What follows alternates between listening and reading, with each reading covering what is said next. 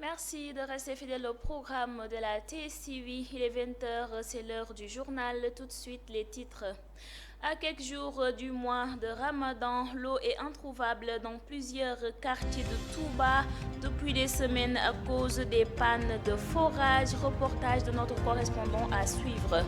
Sans lui, dans le cadre de la mise en œuvre de la norme de l'initiative pour la transparence dans les industries extractives, le Comité national a organisé un atelier de partage des résultats et conclusions de son rapport 2021 et du premier semestre 2022. Une conférence territoriale s'est tenue dans la région de Kaffrine ce vendredi 10 mars 2023 en présence de l'administration territoriale dirigée par le gouverneur William Manel, les préfets, sous-préfets, les maires et les chefs de service. Le médiateur de la République Demba Kandji était dans la région de Kédougou pour installer son représentant. Nous y reviendrons dans ce journal. Le Parti démocratique sénégalais PDS prépare l'arrivée de son candidat à l'élection présidentielle de 2024, Karim Meïssa Wade, selon Ndiaga Diaw, secrétaire général départemental de l'UJTL. La page internationale mettra un terme à cette édition. C'est la fin des titres. Restez avec nous. Le développement, c'est dans quelques instants.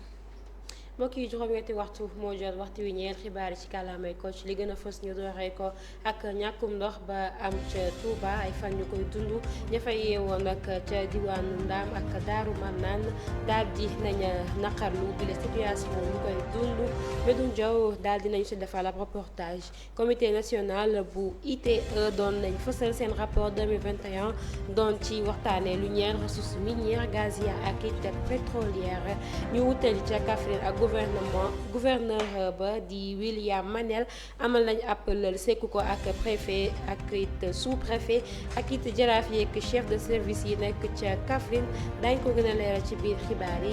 mbokk yi ñu wax ci leneen lu ñeel médiateur de la République di Demba Kandji defoon na ab tukki pa nemmeeku ca Kédougou daal di nay jébbal ay lengeem ka ko fa daal di wutu. mbokk yi ñaareelu pàcc xibaar yi day ñeel xibaar yi biti réew ñoo ni sa Oumou Khayri Cissé li gën a fës nag ci tàggat yaram ñoo ne ci ak Mbaye Papa ji mbokk yi loolee mooy ponk yi gën a fës nees ki si daal di koy faram fàcce.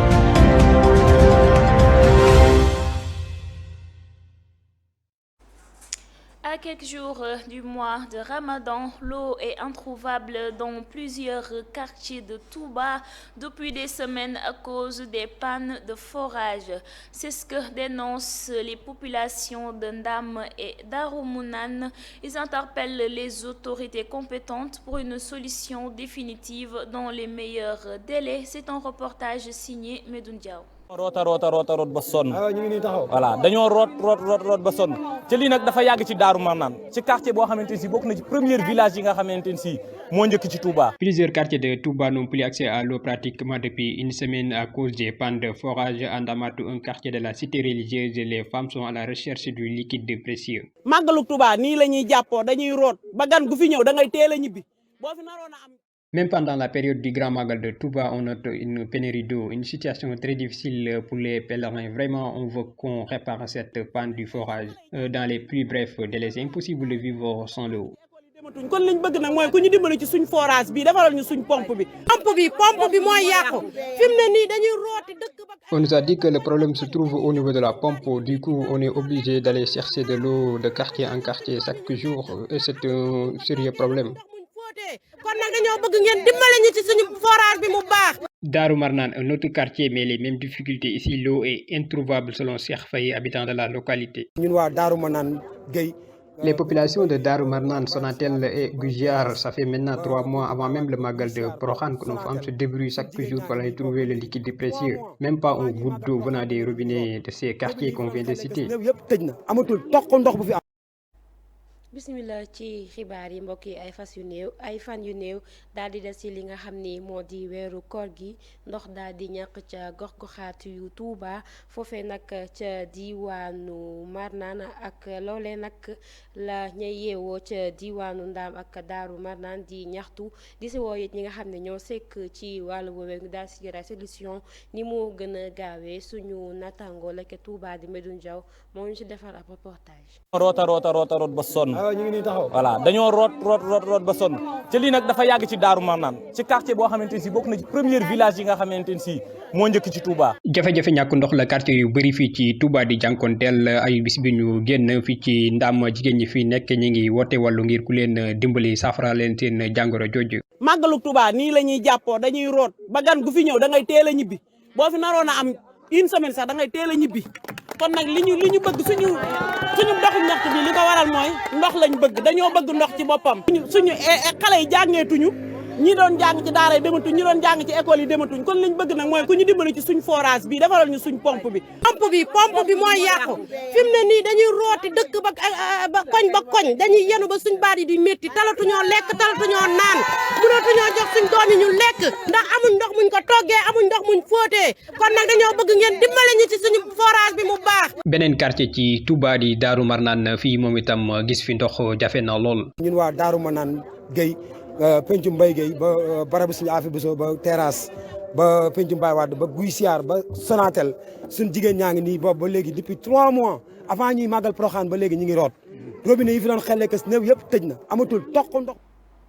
Dans le cadre de la mise en œuvre de la norme de l'initiative pour la transparence dans les industries extractives, le Comité national de l'ITIE, dont l'objectif principal est d'améliorer la limpidité dans l'exploitation des ressources minières, gazières et pétrolières, a organisé dans la région de Saint-Louis un atelier de partage des résultats et conclusions de son rapport 2021 et du premier semestre 2022 afin de permettre aux populations de la région de Saint-Louis de s'informer de la situation de l'exploitation des ressources, particulièrement le gaz.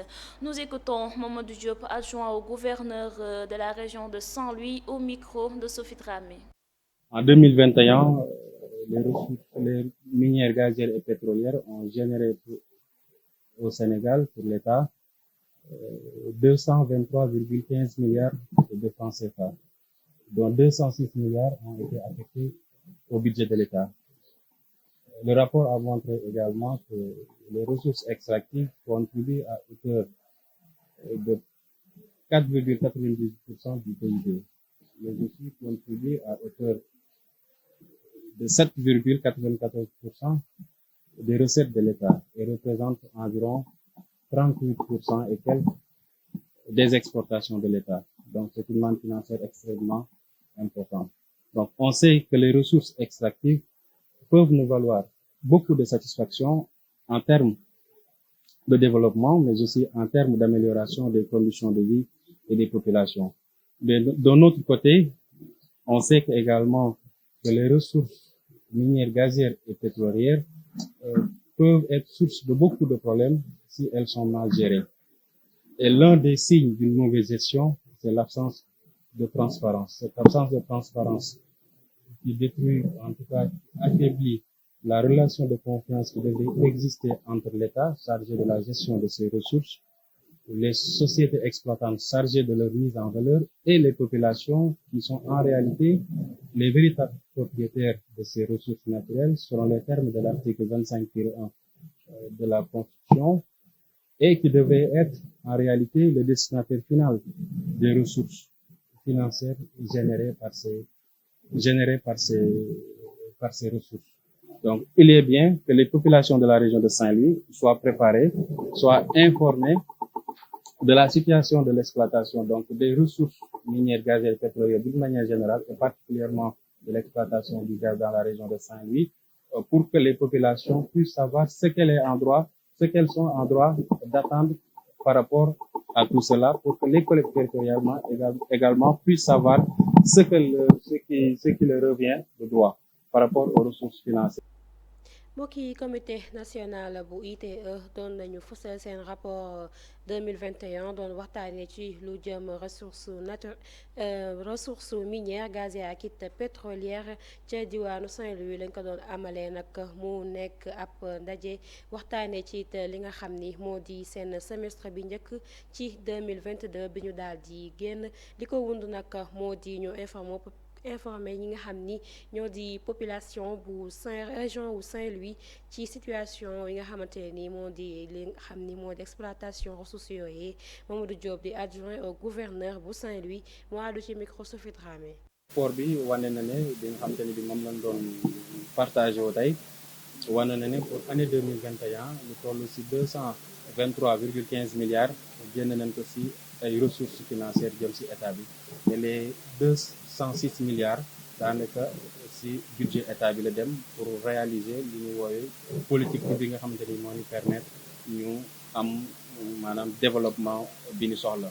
rapport bi aussi wane na ne si wàllum ressources également ressources extractives yi participé nañ à hauteur de presque 4,98% du PIB participé na si recette état bi près de 7,94%, daanaka 8%. ci exportation yi maanaam li nga xamante ni dañ koy yóbbu bitim réew parce que les ressources buñ ko exploité dañ ko lu si ëpp daanaka dañ koy yóbbu jaay ko bitim réew daanaka 38% si exportation yi daanaka si ressource lu jóge donc mu nekk loo xamante ni bi lu am njëriñ la xaalis bu bëri dina fa génne donc daanaka ressource xam nañ ne ressources extractives yi mën nañu jural ay satisfaction yu am solo si wàllu développement mais aussi xam nañ ne ressources extractives yooyu ñu nekk gaz pétrole wala ñu jóge si mine yi aussi mën na jur ay jafe-jafe bu fekkee ñu ko gérer jaarewul yoon te firndeel li wane ne mbir bi géré wuñ ko maanaam signe mauvaise gestion benn si signe yi mooy maanaam bañ a am transparence maanaam transparence bu amul ça veut dire que gestion bi day sooxe ak exploitation gaz bi ñuy séntu ci weer yu yàggul dara wala weer yu yàggul dara sax mën nañ wax Saint-Louis dana nekk au premier plan dana nekk ci région yi xamante ni bi xëy na ressource bi financière yi daanaka fii lay gën a soqi ko am nañ yaakaar ne en tout cas dina participer lu gën a bëri ci ressources yi nga xamante ni moo tax population Saint-Louis ñu war leen gën a mën a expliquer carrément lan mooy situation pour le moment situation exploitation ressources yi nga xamante ni mooy gaz pétrole ak minier yi pour que également ñoom ñu gën a mën a préparer wu aussi mën a gën a mën a def préparer seen bopp collectivités territoriales yi gën a mën a aussi xam carrément lan lañ mën a xaar comme retombée financière par rapport aux ressources yi nga xamante ni bii. Une conférence territoriale s'est tenue dans la région de Kaffrine ce vendredi 10 mars 2023 en présence de l'administration territoriale dirigée par le gouverneur William Manel, les préfets, sous-préfets, les maires et les chefs de service. L'objectif était de faire le bilan en montrant les réalisations de l'État et ses partenaires, mais aussi se projeter sur les attentes et les besoins de la région. Je vous propose d'écouter le gouverneur de la région de Kaffrine, William Manel, au micro de Seydou Koulibaly. Nous avons tenu aujourd'hui la réunion du CRD consacrée vraiment à la conférence territoriale régionale. Donc, qui dit conférence territoriale dit en quelque sorte le bilan de toutes les réalisations et les investissements que l'État et ses partenaires ont eu à faire dans la région, mais également une projection par rapport aux attentes, par rapport aux besoins de la région. Donc l'un dans l'autre, la conférence territoriale est d'une importance capitale parce qu'elle entre en droite ligne de l'axe 3 du PSE qui parle de bonne gouvernance. Et une conférence territoriale donc entre dans ce cadre-là parce que ça permet au gouverneur et à tous les acteurs territoriaux de faire le point par rapport à ce qui se passe. Et ce n'est plus une information uniquement réservée à l'administration, mais à tous les citoyens. Donc chaque citoyen a droit à cette information, a droit à savoir aussi ce qui a été fait et ce qui reste à être fait. Mais surtout, cela entre dans le cadre de la redevabilité qui incombe à l'État de rendre compte de ce qu'il est en train de faire à travers ses services, à travers aussi l'administration. Les présentations ont tourné sur 2 points. D'abord, les réalisations autour des 5 dernières années, 2018-2022, mais également par rapport aux engagements de l'État à l'occasion du Conseil des ministres tenu ici en 2015.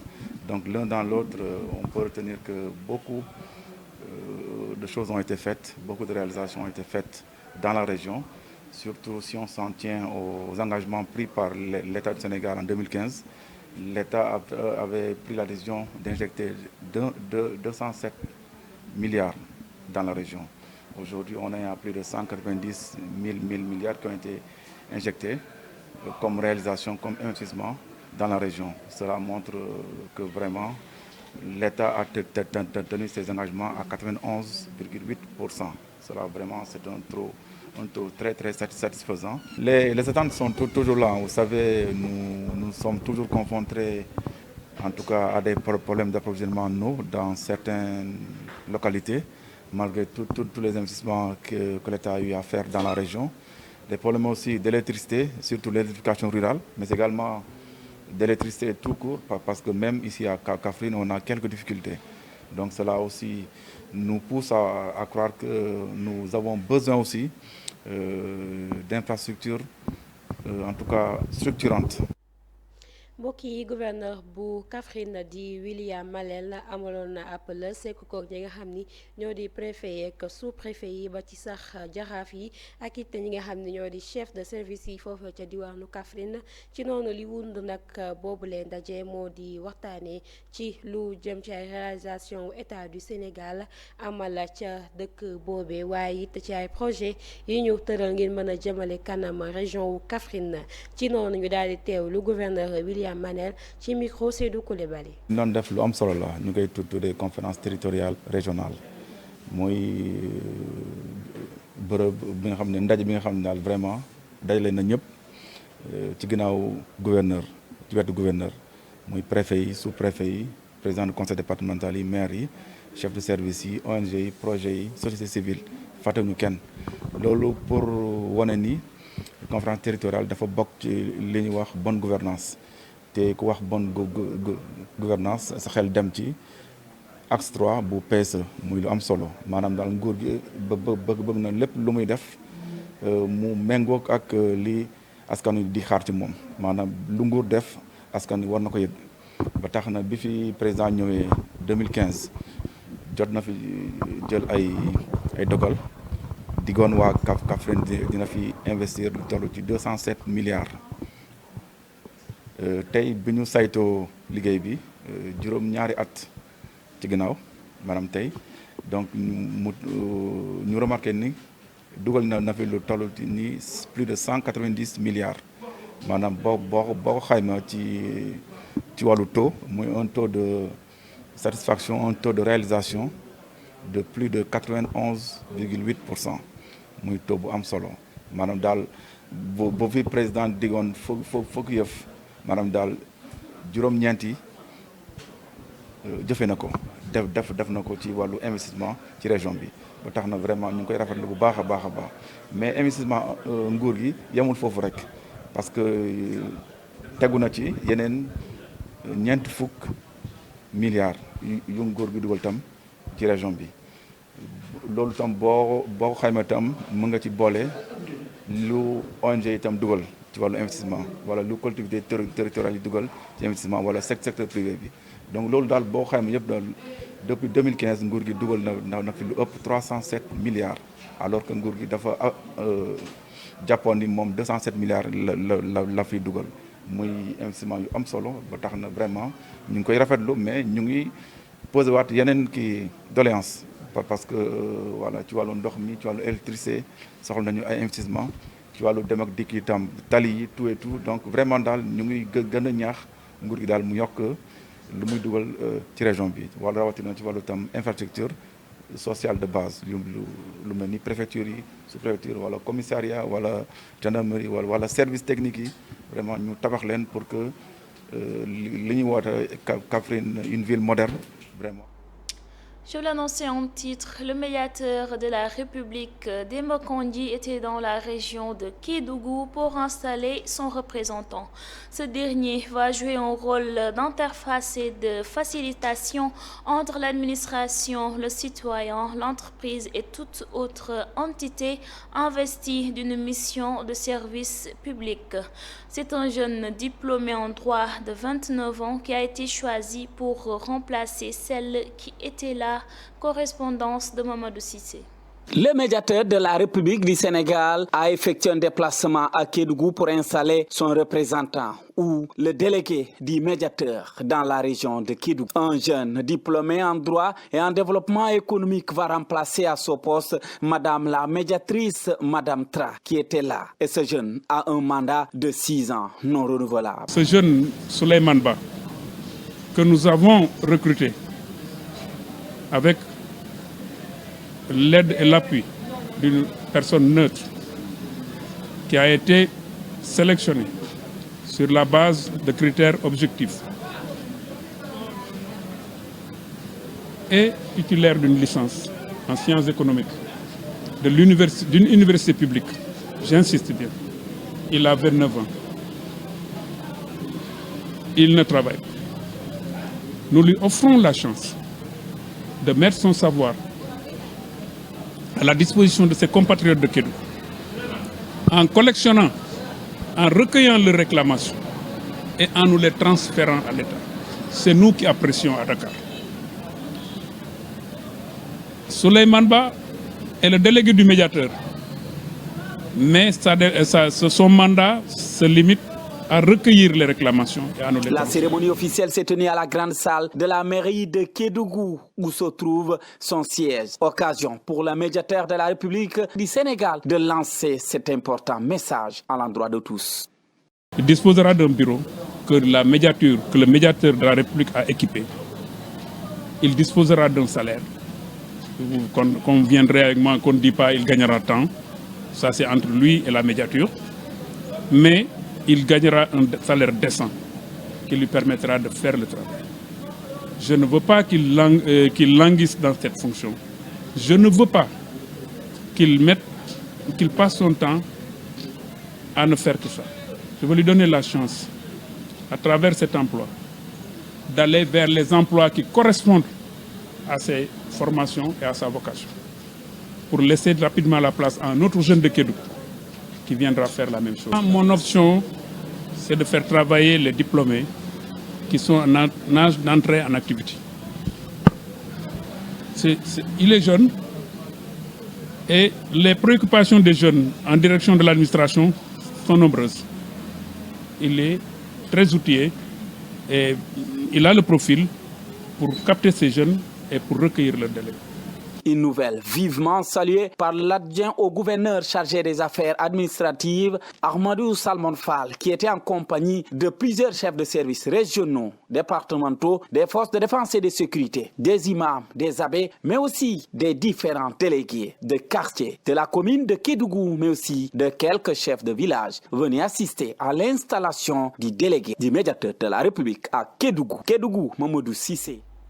mbokk yi comme ni ñu leen ko waxee woon ci ponk xibaar yi médiateur de la république di Demba Kandji teewoon na foofee ca diwaanu Kédougou daal di installé ki nga xam ni moo di représentant am daal dina koy nag jëmmal ko fa fas yéene wuutu di nag ay atam daal toll ci ñaar fukki at ak juróom-ñeent mu di ab ndaw daal di am ay lijaasa bu ñu sukkandikoo ci ki nga xamante ne ni moom la fa wuutu di juge Demba Kandji nag moom nag daal dina koy jébbal ay nengem ngir mu daal di doxal ca na mu gënee Mamadou Cissé moom ci defal reportage.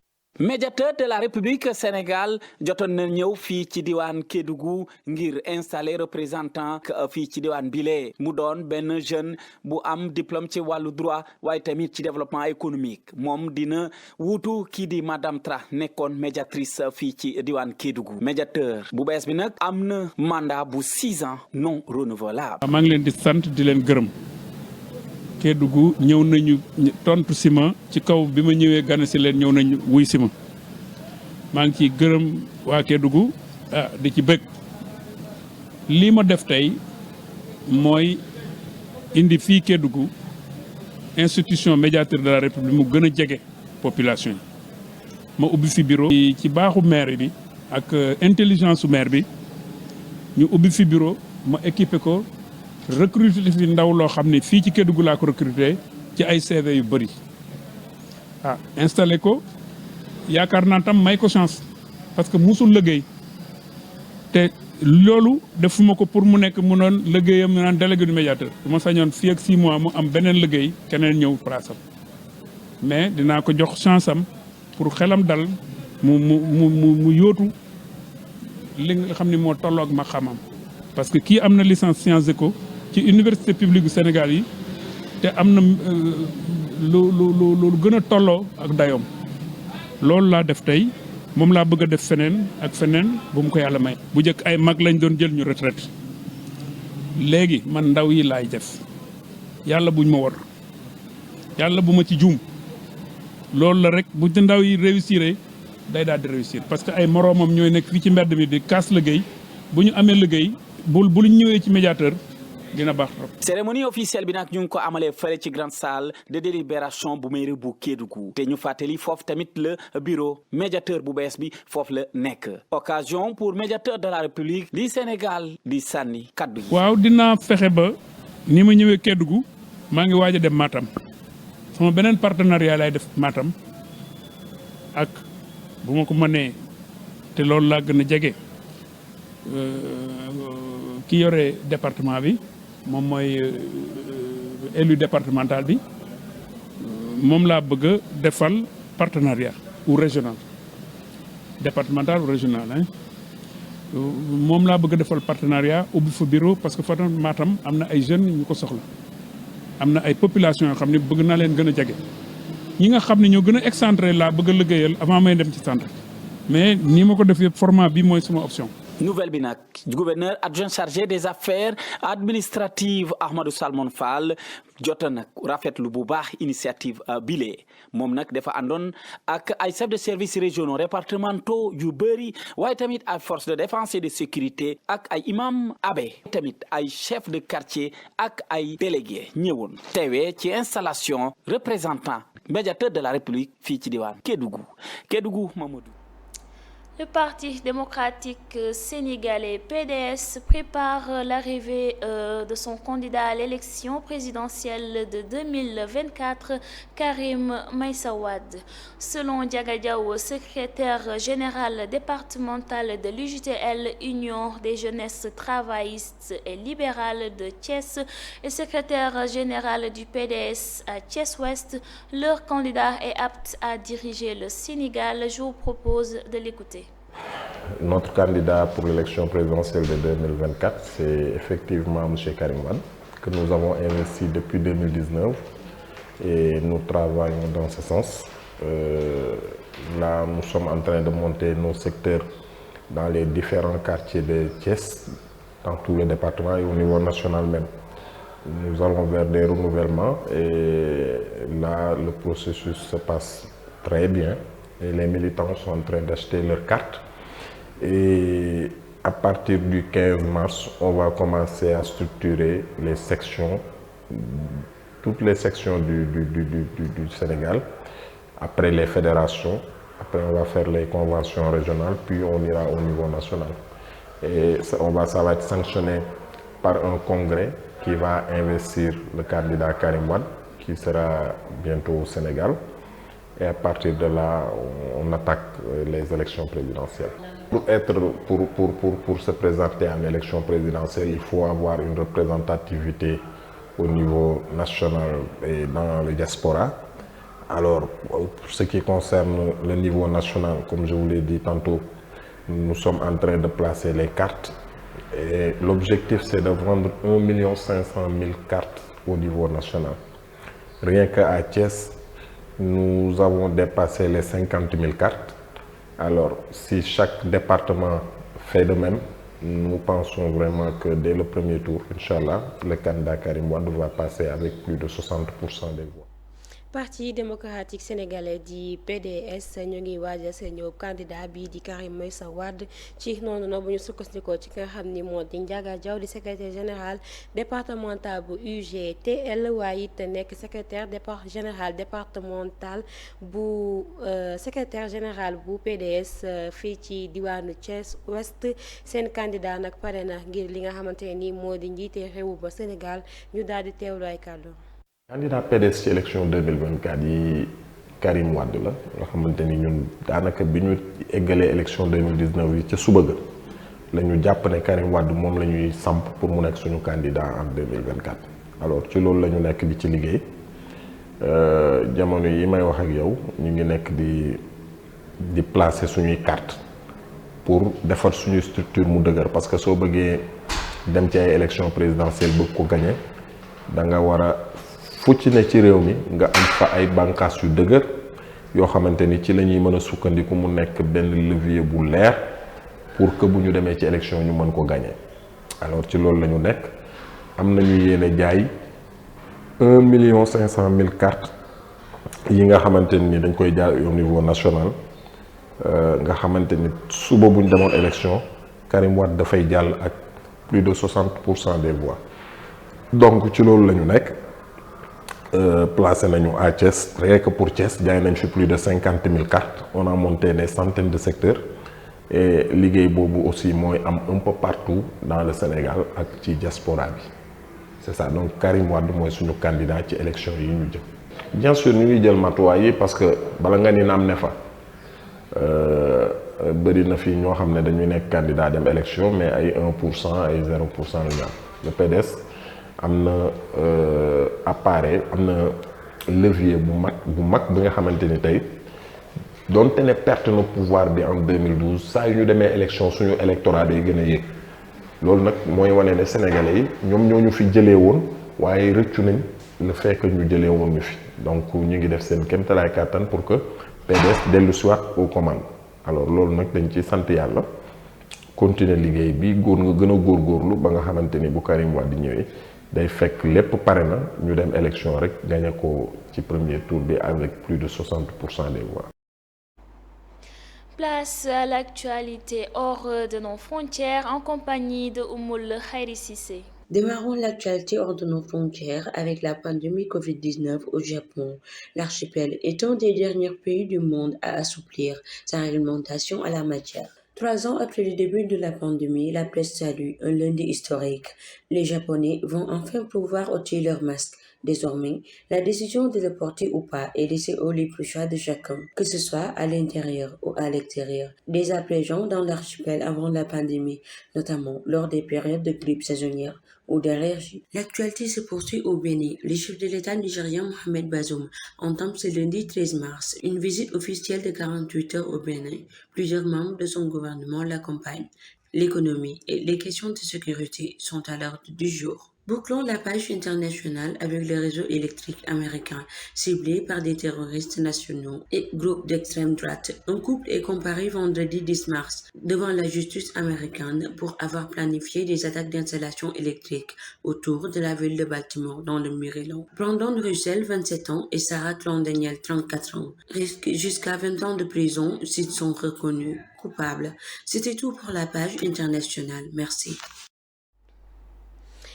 ba tey ñu ànd ak Oumoul Khairi Cissé ci la gën a fës ca biti réew. xibaari bitim réew yi dinañ ko dooree ca Japon askan wa archipel nekk ñi mujjee wàcce seeni masque ginnaaw bi fa pandémie Covid-19 duggee loolee nekkoon ñetti at ci ginnaaw laata loolu nag insulaires yi ñu nga doon takk ay masque ndax dañ doon xeex feebaru saqat safa la woon lool ak yeneen xeetu jàngoro yu ni mel. altine tey ji bokk na ci altine yi nga xam ne askan wa archipel duñ ko gaaw fàtte mukk ndax nag l'autorité dëkk ba daal ne génne ab bataaxal di ci wax ne rek ñëpp mën nañoo tekki seeni ay masque. ginnaaw loolu Mohamed Bazoum nekk njiitu réew mu Nigéria ma ngay amal ab tukki nemmeeku door ko tey ci altine ji fukki fan ak ñett jàpp alxemes fukki fan ak juróom-benn ci réew mu Bénin. waxtaan ma nag la ko lal nekk wàllum koom-koom ak kaaraange. xibaar yi ñeel bitim réew dinañ ko jeexale ci réew mu Amérique ab couple lañu fa jàpp ñu doon nas ay pexe ngir nag amal ay attaque ci ay centrale électrique ya nekk ca Baltimore ci gox bu Maryland. Brandon Russell tollu ci 20 at ak juróom-ñaar ak Sarah Clon-Daniel tollu ci 20 at ak ñeent ñoom nag la yoon woowee daal di teg loxo ginnaaw sax bi nga xamee ne jotoon nañ leen fa tuumal jëf ju ndurook ji ñu leen di tuumalaat. yoonu Amérique di xam leen rek bés bu ñu firndee leen kenn li ñu leen di tuumaal ne dëgg la rek dinañ leen delloo ci kaso ba daal di leen daan 20 atu kaso. mbokk yi li mu fi ruusoon ci xibaar bi ci réew ji. Merci Oumoul Khairi Cissé. Puis terminons cette édition avec la page sportive de Mbaye Papadji.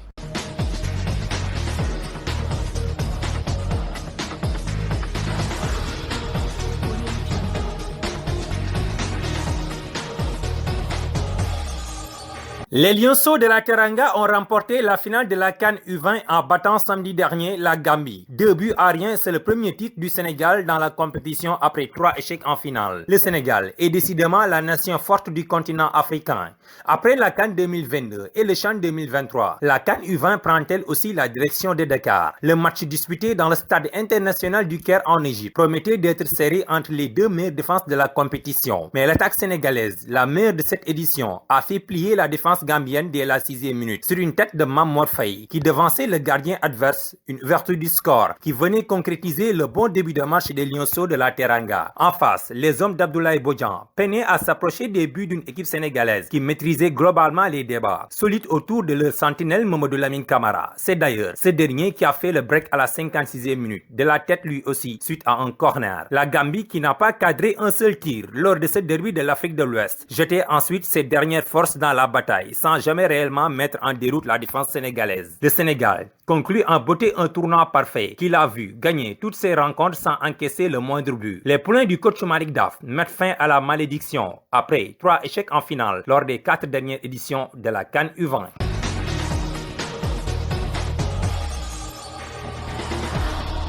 Sortie de la compétition en quart de finale lors de l'édition de 2021, la AS Douanes est revenue dans le tournoi pour la saison 3 avec comme objectif d'aller chercher le titre. Le samedi dernier, lors du coup d'envoi de la Basketball Africa League à Dakar Arena de Diamniadio, la AS Douanes a été battue 70-76 par Abidjan Basket Club Fighters. Les basketteurs sénégalais n'ont pas réussi à entamer la partie par le bon bout, constamment contrés par la défense des Ivoiriens. Une petite surprise pour le coach de la AS Douanes, Mamadou Gueye Pabi, qui, en conférence de presse d'après match, a déploré les pertes de balles de son équipe et le manque d'efficacité offensive. Pabi devra très vite trouver les bons mots pour relancer sa team. Après avoir recruté de bons éléments pour renforcer son collectif, l'AS Douanes a désormais très peu de temps pour construire un effectif homogène et capable d'aller chercher la qualification pour la seconde fenêtre, prévue au Caire du 26 avril au 6 mai, et peut-être espérer aller au bout à Kigali du 21 au 27 mai prochain pour le dernier acte de la balle. Au cours de cette phase de groupe, chaque formation aura 5 matchs pour se qualifier et décrocher l'un des 4 tickets disponibles par groupe. Le Basketball Africa League regroupe les 16 meilleurs clubs africains pour un tournoi en 3 étapes. Basketball toujours, mais cette fois-ci avec les résultats de la 7e journée du championnat national de première division chez les garçons. Bob recevait Union Sportive du Ouakam et s'incline 48-65. Le match AS Douanes Asfa est reporté à une date ultérieure. Université Gaston Berger s'incline devant Mermoz Basket Club 63-57. Jean d'Arc de Dakar s'impose devant le port autonome de Dakar 69-47. AS Ville de Dakar bat Dakar Université Club 71-65. Les cheminots de l'Israël s'inclinent à domicile devant UCAT Basket Club 69-70. Louga Basket Club s'impose largement devant Secap Basket Club 86-60. Le promu Larry Diouf s'impose devant ASC Thiès à Ziguinchor sous la marque de 65-60.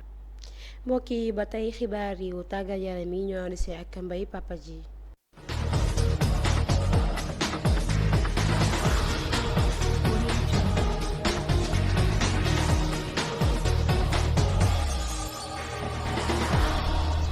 ñu dooree kook football ak ndam li gayndey Sénégal yu ndaw yi am ci kanamu Gambie ci finalu Coupe d'Afrique des Nations des moins de 20 ans maanaam ndaw yi seeni at tollagul ci ñaar fukk ñaari bal ci dara la Sénégal dóor Gambie ci final bi foofee ca stade international bu Caire ci réewum Égypte nekk raaye bu njëkk bu Sénégal am ci bile compétition ginnaaw bi mu ci ñàkkee ñetti yoon final. Sénégal ak Gambie ni ñu ko doon xaaree demeewul noonu ndaxte laata final bi ñaari équipe yi ku ci nekk say camp but dugg ci wante attaque Sénégal bi xaarul lu yàgg ci jongante bi ngir daaneel défense u Gambie bi juróom benn simili rek lañu jongante Mamor Faye daal di dugal ab mbëkk ci benn centre mu nekk benn bal ci dara wante Gambien yi amoon ay jafe-jafe ngir àgg ci campu sénégalais yi ci ñaareelu xaaj bi juróom benn fukki simili ak juróom benn le milieu de terrain wu Sénégal bi di Mamadou Lamine Camara daal di dugal ñaareelu bitu Sénégal ci ab mbëkk moom itam ginnaaw benn corner bu bàyyeekoo ci Lamine Camara li des ci jongante bi Gambien yi jël lépp xeex wékk ko ci xeex ak sénégalais yi ngir jot seeni camp loole mujjita antu ci ñoom ba ni jongante bi jeexee Sénégal jeexal tournoi bi ci anam bu rafet am ndam ci bépp adversaire bu taxawoon ci kanamam boole kook dugal lu tolloog fukki but ak ñeent te kenn dugalul ci seeni camp dara jël lépp luy itam titre individuel Pape Demba Diop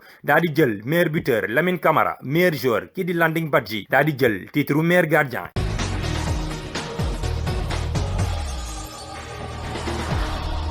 ginnaaw ba ñu leen éliminé ci quart de finale yi ci saison 1 bu basketball Africa League ci atum 2021 AS Douane dellu siwaat na ci atum ren gi yamook saison 3 wante objectif bi la yoon moo dina jëli coupe bi niki gaaw bi ñu weesu ca Dakar Arena bu Diamniadio ñoom douanier yi def nañu seen génn bu njëkk ci kanam ivoirien yi di Abidjan Basket Club Fighters wante mujj ñàkk ci juróom-ñaar fukki poñ ak juróom-benn ci juróom-ñaar fukki poñ bokk na ci li leen ñàkkloo jongante bi moo di ne ci ndorteel li dañoo perte ay bal yu bari boole kook daje ak défense bu wóor bu leen ivoirien yi andil moom entraîneur bi di Pape Gueye moo ko xamle ba noppi di nakarlu ñàkk efficacité bi am ci ay jouram rawatina perte de bal yu bari di fàttali ñoom AS Douane jotoon nañu def ay recrues ngir renforcer seen effectif seeni chance ci bile compétition mi ngi wekku ci seen jongante bi di ñëw àllarba ñoom ak Rwanda Energy Group bu juróom-ñaari waxtu toftalee fanweeri simili doon jongante bu sénégalais yi war a gañe ngir bokk ci course bi ba tey basketball ba tey bi la yoon ci résultat wu juróom-ñaareelu bëccëg bu championnat national bu première division ci wàllu góor ñi bopp dafa dalal Wakaam daanu ci kanamam juróom-benn fukki poñ ak juróom ci ñeent fukki poñ ak juróom-ñeent Douane ak Asfa seen jongante dàq nañ ko ba jëmmi jamono Mermoz dafa dalal UGB daan ko juróom-benn fukki poñ ak juróom-ñaar ci juróom fukki poñ ak juróom-ñaar Jeanne d'Arc daan Port Autonome bu Dakar juróom-benn fukki poñ ak juróom-ñeent ci ñeent fukki poñ ak juróom-ñaar Duc daanu ci kanamu Ville de Dakar juróom-ñaar fukki poñ ak benn ci juróom-benn fukki poñ ak juróom Union Sportive bu Rail dalal UCAD ñàkk ci kanamam juróom-benn fukki poñ ak juróom-ñeent ci juróom-ñaar fukki poñ Louga Basket Club yóbbu ndam li ci kanamu Sibaak juróom-ñeent fukki poñ ak juróom-benn ci juróom-benn fukki poñ ci diwaanu Sikicoor Laari Diouf moo fa doon dalal ASC Thiès daan ko juróom-benn fukki poñ ak juróom ci juróom-benn fukki poñ ak ñeent. Mesdames et messieurs, c'est la fin de ce rendez-vous d'information. Merci de l'avoir suivi. Restez fidèles aux autres programmes de la TSTV. Bonsoir. jërëjëf Adja Maimouna Thiam mbokk yi loolee moo daal di buur xibaar ci kàllaamay Kocc dig la ci ëllëg ci yeneen jotaayu xibaar jërë ngeen jëf.